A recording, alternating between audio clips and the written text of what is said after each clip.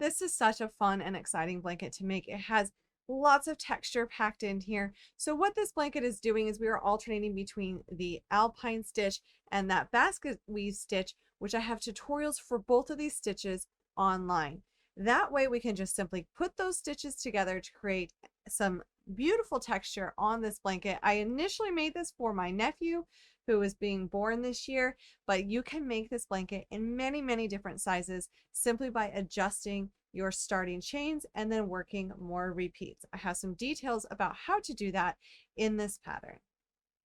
Now to put this blanket together, we're going to be working a couple of different style of stitches here. And to create this blanket, I used a size 6mm that is a J hook. I also use the Mary Maxim maximum value. There's a lot of yarn that comes in these. To make the baby size that I made, I used 3 of these. The nice thing is this yarn is so affordable that you can jump into any size that you want to make.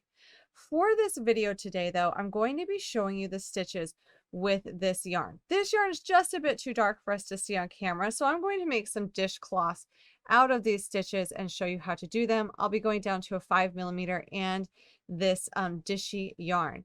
If you want to follow along, you can practice these stitches by making some dishcloths as well, or you can simply jump right into this blanket pattern. You will also want a pair of scissors, some stitch markers, and a yarn needle to weave in those ends. I want to walk you through the alpine stitch. It's a really fun and simple stitch repeat and has a lot of texture. Today I'll be making a dishcloth just to do some practice, and feel free to follow along, or I do have a blanket pattern using this if you want to jump into a blanket. Today I'll be using the dishy yarn from We Crochet, the size 5mm H hook, and then I'll also have a yarn needle to weave in the ends and of course scissors to fasten off. So let's go ahead and get started with this fun textured stitch. Now for the sample today, I'm just simply going to chain an even amount. For this one I have done 40 stitches, but you can do any even amount of stitches for this stitch pattern repeat.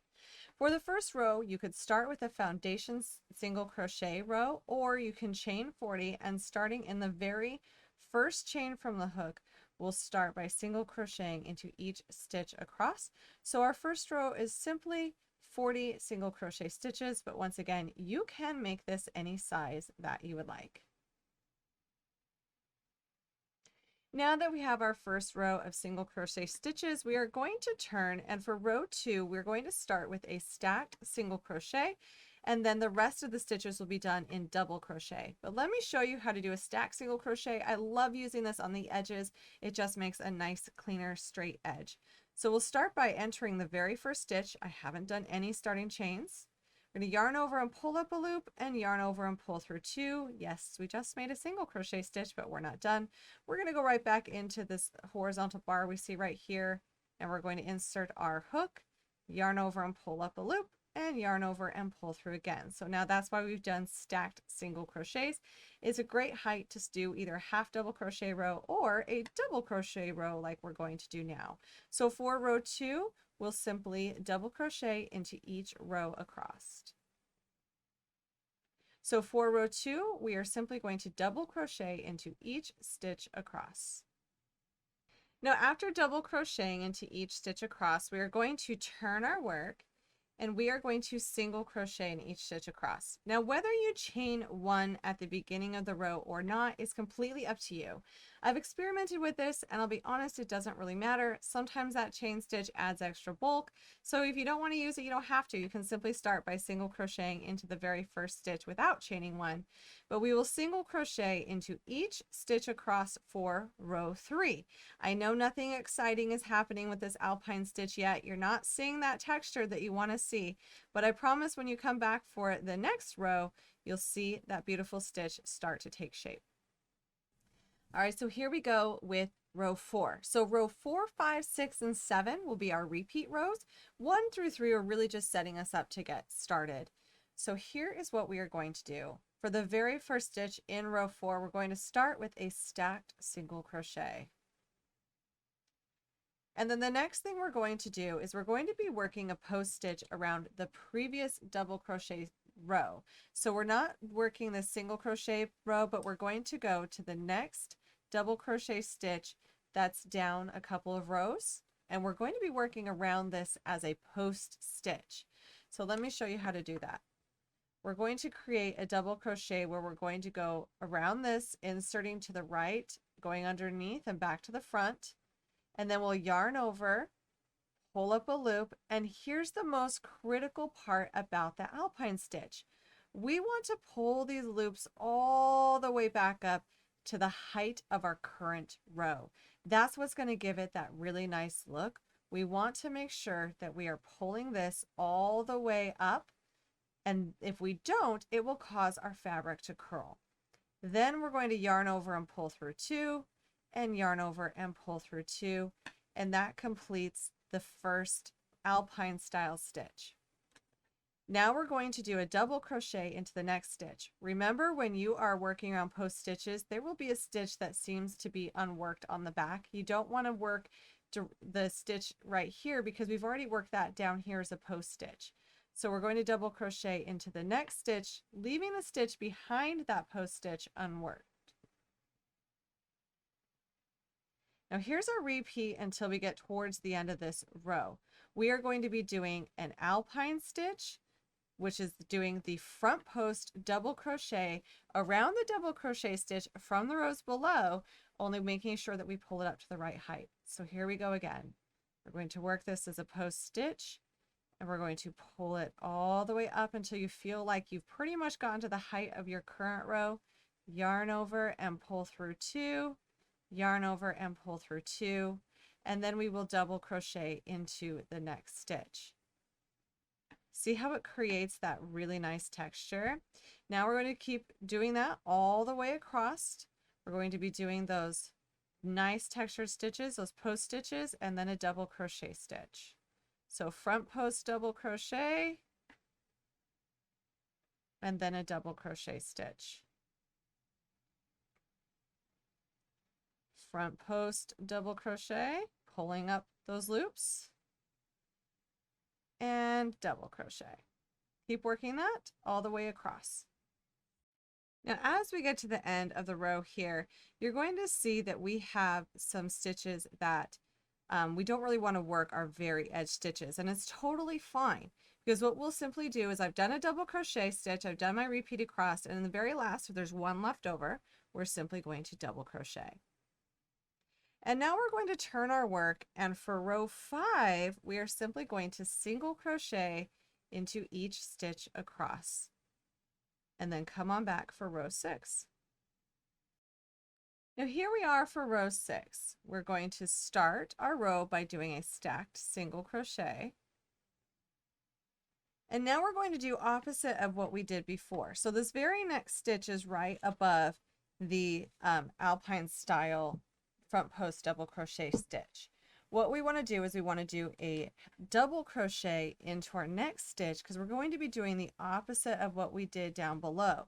So now here we are. We're going to want to work this next stitch as a post stitch that's in between these two. So this will be the next stitch we want to work around.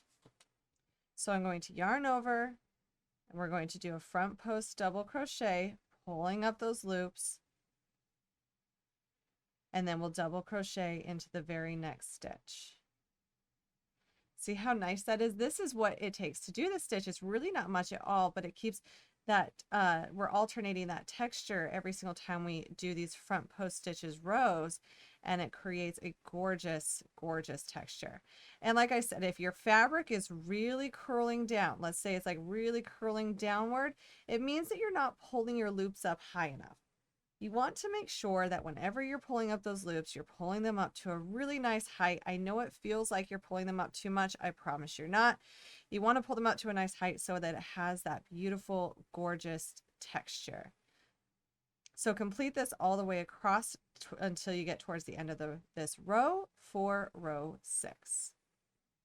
Now as we get to the end of row 6, we notice that we have a stitch here that we can work our alpine stitch style front post around, and then we'll simply end the row with a double crochet, a regular double crochet stitch. So it works out that way, that we're just kind of putting our extra stitches on certain ends and alternating between. For row 7, we will simply turn and single crochet into each stitch across.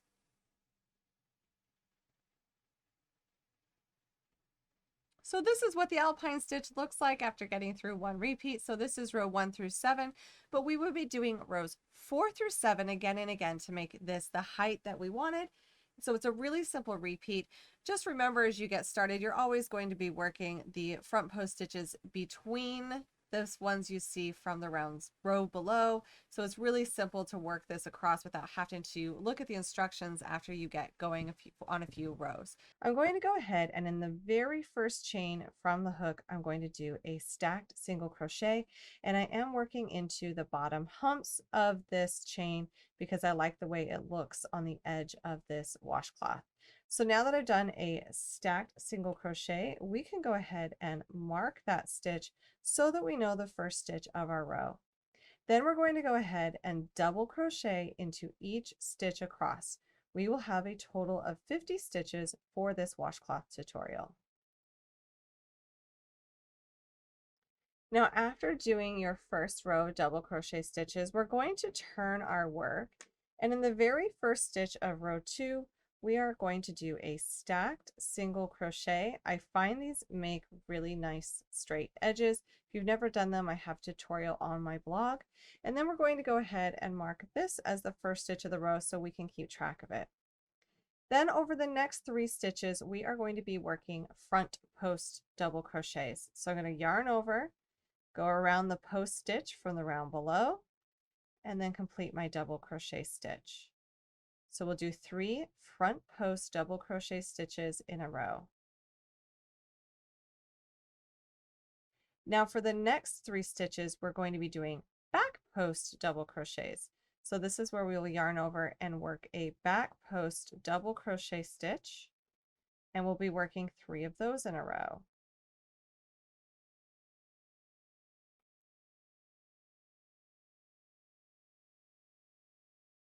So now we've done 3 front post double crochets and 3 back post double crochets, and we're going to repeat those all the way across. And then once we get to the last stitch in this row, we'll simply work a double crochet stitch to the very last stitch. Now we can go ahead and move the stitch marker for the first stitch of this row from the previous row, and we can double crochet into this last stitch where our stitch marker was. And then we can go ahead and turn our work. And for row 2, we're going to do the exact same instructions for rows 2 and 3. So we're going to start by doing a stacked single crochet, and we can go ahead and mark that first stitch of the row.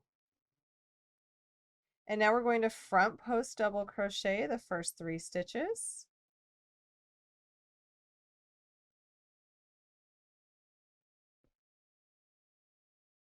And then we're going to back post double crochet the next 3 stitches. So we're just doing a repeat of what we did before. So we'll do this all the way across the row, repeating the last row. So now after repeating for row 4, we're ready for row 5, and this is where we're going to start to alternate these front post and back post stitches. We'll go ahead and do a stacked single crochet at the first stitch of this row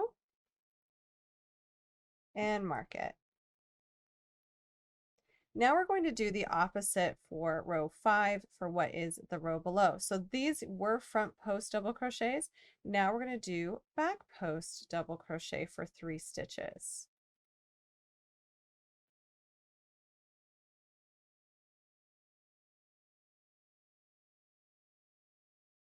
And now these next 3 stitches, we will do 3 front post double crochet.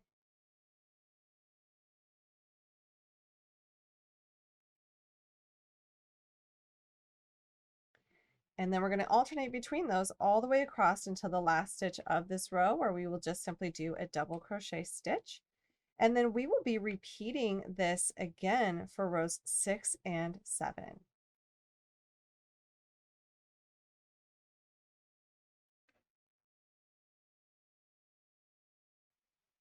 So now that we have completed rows 1 through 7, for this 6-row repeat, we will simply be repeating rows 2 through 7, which will alternate our front post and back post stitches and create the nice basket weave stitch.